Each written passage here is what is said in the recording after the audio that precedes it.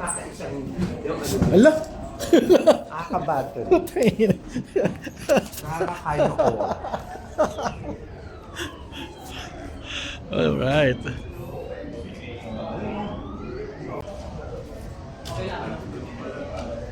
YouTube. Namali ako, sabi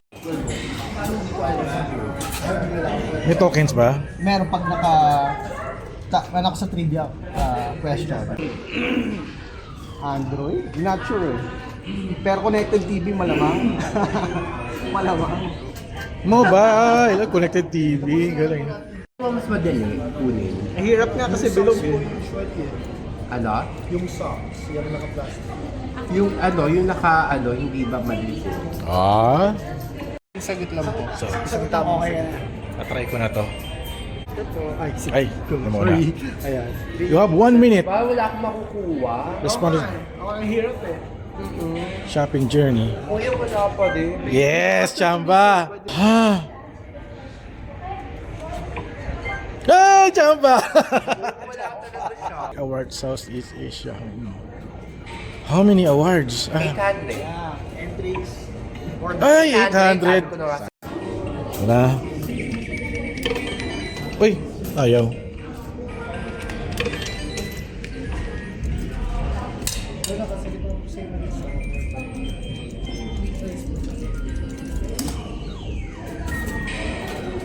Ayaw niya talaga malambot ng ano kuya.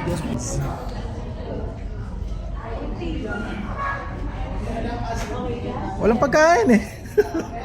Uy, hungry homies oh. Panalo.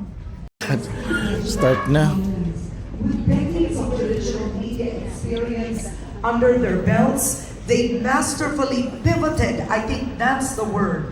How do you pivot from traditional media to ABS-CBN? Have both ABS-CBN Entertainment, ABS-CBN News, and what other channels do we have? The entertainment alone is around 54 million. Music, even the Dini is hitting its channel very, very, very aggressively, and we're very happy to be on YouTube. Wow, all right. Now, YouTube is the new TV. So I want to ask you, how did ABS-CBN transfer its viewers that were essentially so used to holding the remote to now watching Batang Quiapo, TV Patrol, etc. on YouTube? And how did ABS-CBN make sure that it's able to connect with every Filipino in the same way as it did when it had a franchise? Interestingly, Karen, you mentioned earlier that we lost our franchise in 2020, and since then, we actually pivoted to YouTube because we wanted to leverage the massive reach of the platform. And we are so used to just doing programming and broadcast, and we also have TFC, but it's all linear driven. But pivoting to our whole programming show, which we call Kapamilya Online Live, we were able to program like TV. We actually mimic the whole TV experience with VOD, and we're even allowed to actually serve the ads like in Comcaps. So this way, we were able to cater to actually just focus on creating content from Batang Quiapo with all of the top shows that you are all enjoying today, not just in Manila, but also in regional hubs, and has reached international borders as well. So it was able to allow to travel our content while YouTube is taking care of distribution. We were able to just focus on creating content. Now, is it different in terms of reach? Well, good afternoon, Karen, and good afternoon to our audience. The people, so to speak, to YouTube, it's much more easier for radio because the driver is limitation. What do I mean by limitation? Because as you know, as a radio station, you only reach what your signal can reach. So we only present in Mega Manila as a radio station, which 107.5. And hence, when we took over the operations of WIS 107.5, we needed to really plan how to reach the entire nation. And there and behold, there's YouTube. So it was easy for us, it was an easy decision, and all we need to do is to plan for a content that may be interesting for the rest of the viewers. You have seen the data, 93% of Filipinos are on YouTube, 88% She mentioned 93%? that was in the presentation earlier, and 88% in Visayas and Mindanao. And these people that are in the Visayas and Mindanao and in the provinces, we're never able to reach them through radio. It's only because we are on YouTube, that's why we're able to reach them, and we have now 15.7 million subscribers. Wow, bravo! And when you were just a radio station, would you say you had 15.7 million listeners or no? That's a far cry. Wow! Right. Wow! So, thank you, YouTube, for giving us the opportunity and the platform to be able to show content that are of quality to our listeners and viewers. Okay, but what did you do? I mean, you have to forgive me. I haven't subscribed yet. Do better I subscribe. will after today. But what did you do? Because I also did a radio show for 17 years, ABS-CBN, during DZMN, when we still had a franchise. And essentially, the shift would be difficult. Did you just have people singing? What style did you do? So it's also innovation, creativity. True. Actually, we are more popularly known as the Wish Bus rather than Wish The Wish 125. Bus. So it's the Wish Bus that took us to where we are today. Yeah, we invited artists to perform on the Wish Bus, which is actually ridiculous at the time when we were introducing Wish Bus, because they did not believe that we will be able to produce a good content when artists are singing inside the Wish Bus. But we were very lucky to be able to produce a content that's of high quality. And thank you also for the artists who's actually willing to get on board and perform inside the Wish Bus that is even moving.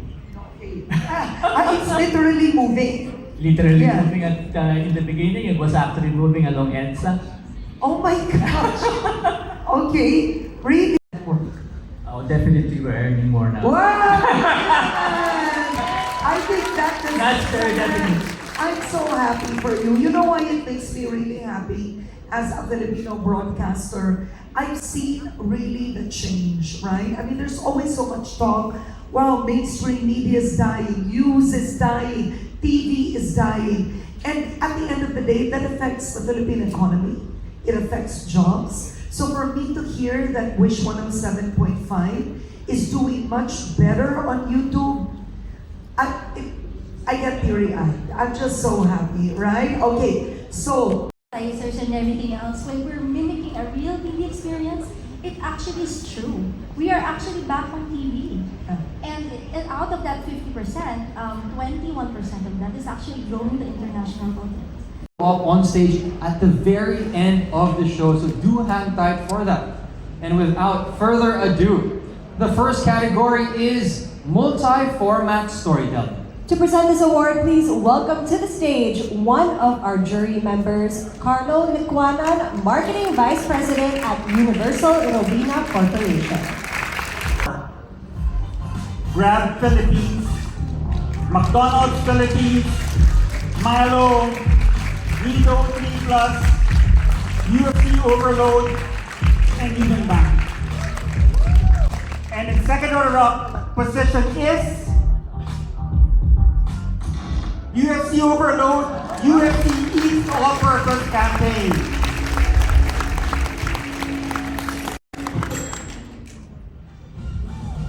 The first runner-up is Nido 3 Plus. Love is not a word, it's an act. Love is not a word, it's an act. And the moment we've all been waiting for.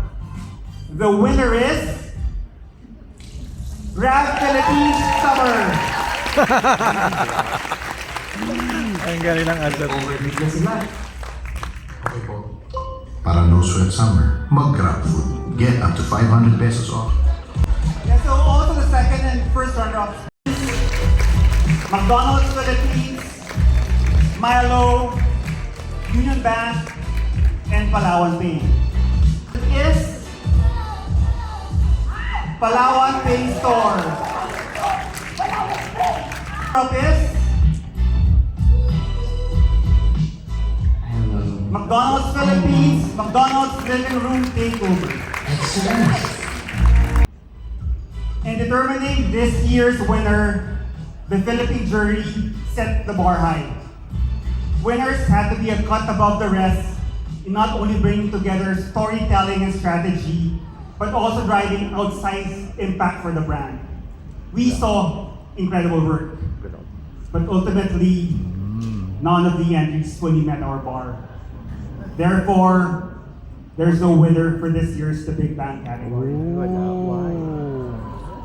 The opportunity is Thank you so much, everyone. Congratulations. Ginebra San Miguel, Grab Philippines, McDonald's Philippines, Netflix, Nido 3 Plus, and Pedigree. And Netflix bonus.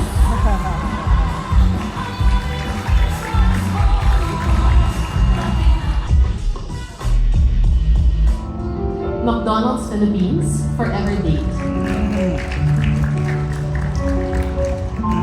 Sa UP, ang galing.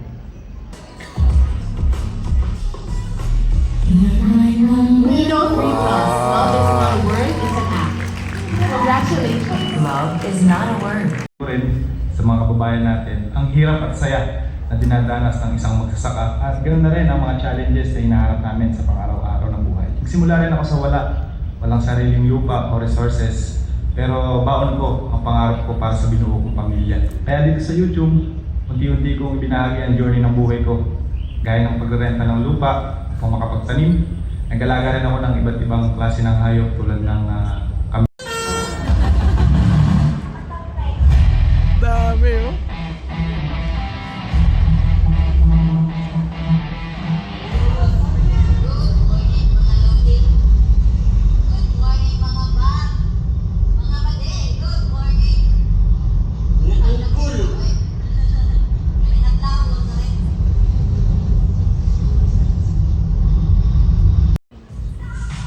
CDO Idol, Coke Studio Philippines, Spotify. And in second runner-up position is Coke Studio Philippines, Coke Studio Season 8 is Spotify Kalye, Wish Bus, Dark Mode. 3 Plus, Roger E, and UFC Suit. And the second runner-up is Nido 3 Plus. Hello. McDonald's Philippines, McDonald's 4. The winner is Gcash, G-Save tayo. Open Mind WPP Media. Congratulations.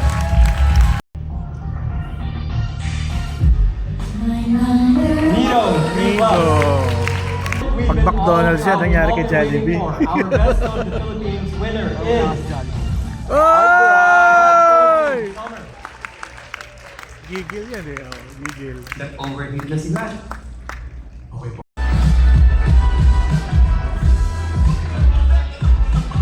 For grab food or grab car. Grab daw. Hope you enjoy. Meron pa tayong ano? Asaan? Asan ba? Wala. Asan dyan? Wala naman ah. Wala. Asan? Sa loob. Sa loob. May code tayo dito. Baka 500. Copyright na naman. Greatness plus greatness.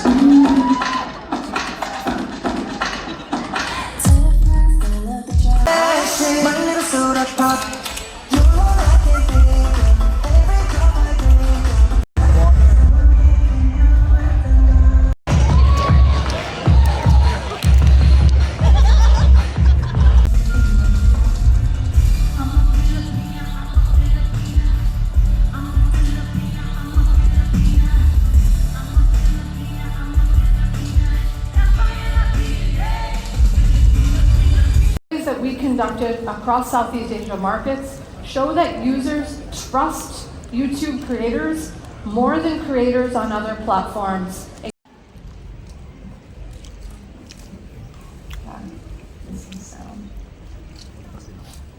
something new. We're going to be talking about how the most successful brands, they used YouTube not just to deploy campaigns, but to build them.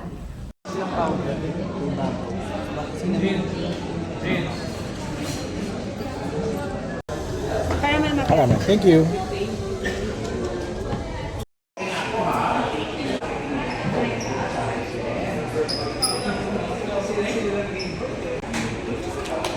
Thank you.